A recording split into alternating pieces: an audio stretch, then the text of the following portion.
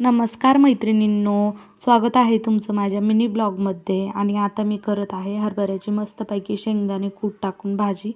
आणि ज्वारीच्या भाकरी रात्रीच्या वेळी कसं असते, हलकं जेवणच खूप छान असतं.